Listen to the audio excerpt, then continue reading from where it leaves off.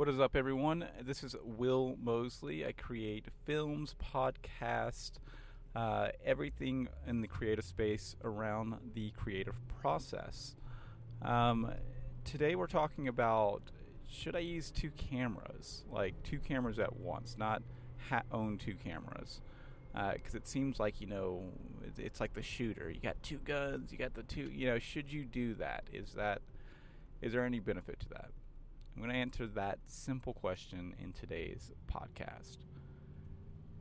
If you need a brand that is beautiful, that's simple, that's minimal, that looks great on a huge sign and still looks great on your business card, go over to Hey Will Mosley to get a quote, and I'd love to start the process with you.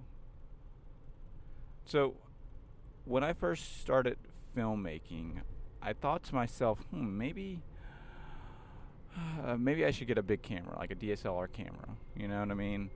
And I got one, and started the process. And I also had my phone on me, and I thought the next step would be to get two cameras, like have two cameras with two different lenses on them, like so that switching in between isn't too crazy, because switching lenses is just too much. Those are all early preconceived thoughts and ideas that I had when I first started filmmaking.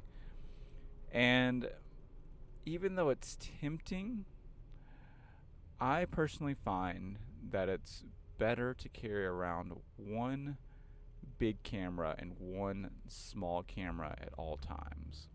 Not two big cameras, and I guess you can do two small cameras, but one big camera, and by big I mean just like a DSLR camera with a mic on it, and a little whatever small tripod-y thingy that you use. I use the bendy ones. That's nice, to get really good audio and really good, footage when you can. But what about two cameras? Like carrying two big cameras with you? Here's the thing with that. It looks cool, and it looks like you're serious, and I've done this, but it actually becomes very much a hassle. A lot of times because it's straps. A lot of times when you're doing two cameras, you have either two of them slung over you, or you're holding one by the bendy tripod-y thingy, and you're strapped with the other one. This isn't to say that you can't do it, but I'm talking about the maximum amount of efficiency and the best footage possible with all of this. So I don't really recommend that. I've tried it and thought I looked cool for a while until I realized that it was just, killing time. Now, what about big cameras, small camera? Big fish, two fish. This is a nice combination, and I'll tell you why. Your big camera is, of course, your monster. People notice it more, but a small compact camera, like the RX100 or your iPhone. I more actually want to talk about the iPhone versus the small compact camera, but we'll get to that.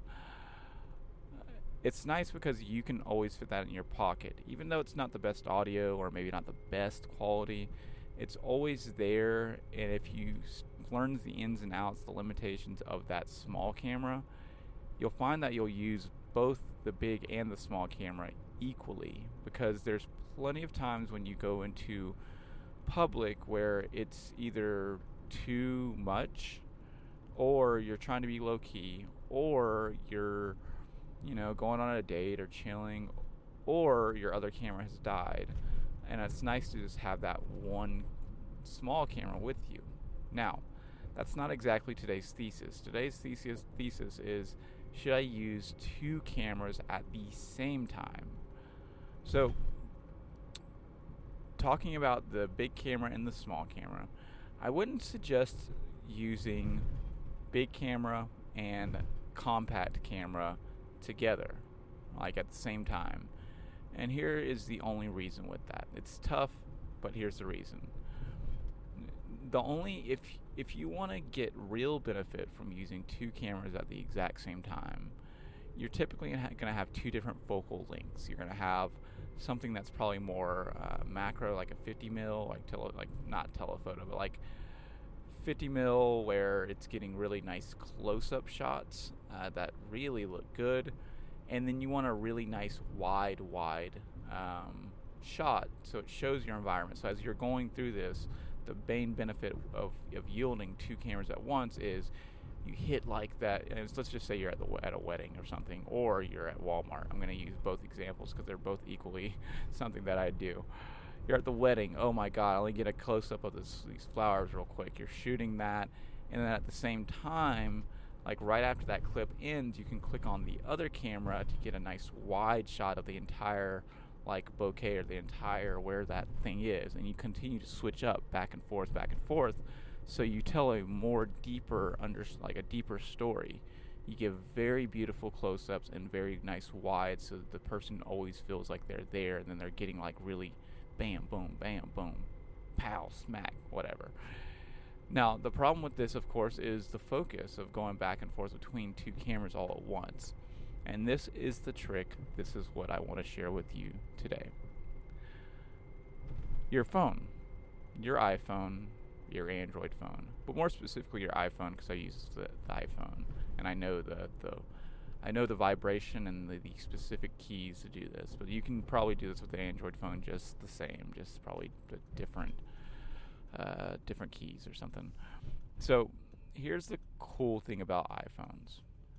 The iPhones are always with you, that's of course an obvious, but they've made it very simple for you to get to the camera. It's not as quick as I personally want it to be. I want there to be like one button that you just press and it's automatically camera, but they have made it fairly quick, where you slide over on your camera, or slide over on the screen, and there goes the camera. Or there is a on-screen button that you can hold down for a second, or like you gotta hard press it, but it's not like a physical button, it's a screen button.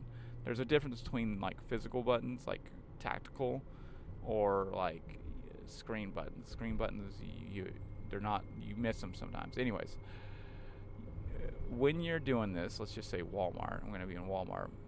I had a few shots yesterday where I was in Walmart, and I wanted to get some shots of the shoes, and I also wanted to get some shots of the area at the same time. And this is all within the efficiency of time, like within seconds of each other. I got some good shots with the 50 mil with my big camera in the right hand. This is very important, right hand. Usually you do carry the DSLR in the right. It's made to be right-handed. And then in the left, holding your camera sideways, holding your iPhone sideways, the volume rockers act as trigger buttons to start a movie and stop a movie. Make sure it's not in slow-mo. Make sure it's in like the regular video thingy. And those act as stop and starts for video. The iPhone is also very, very wide. Not extremely wide, but very wide comparatively to like a cropped in 50 mil. So the only thing that you need to remember with the iPhone is to press down a button and then stop it. And you do this all within a couple of seconds. Because it's so wide, most likely you're going to get whatever it is that you need to get the environment, like that thing. Just point and make sure it's not, pointing down, and bam. So you got one presser on your left hand, boom, boom, boom, boom, and you feel it. There's a vibration with it, doom, doom. And then you have the main camera that you actually are focusing really on, getting those nice shots. So you get those nice shots, and then all of a sudden you click the button one time on the iPhone and click it again, and then you're back to looking at your main beautiful DSLR big camera. Hope this makes sense, because this is something that I am doing, that I've kind of discovered to make the most of my iPhone, and then also a big lens on the camera. I'm planning on talking about this on the vlog today. I hope I can explain it well enough. I may not even talk about it. I will see. but I'm pretty sure that this is the topic I'm thinking. Anyways, that's that for the podcast. I hope that this helps you, because it's very important to get wides and very important to get nice close-ups, and it's also very important to be stealthy, small, light, and compact. So all these kind of fit that build. All right. Remember, if you need a brand that really stands out, and by brand I mean your logo. You got to build your brand, of course. Hard work.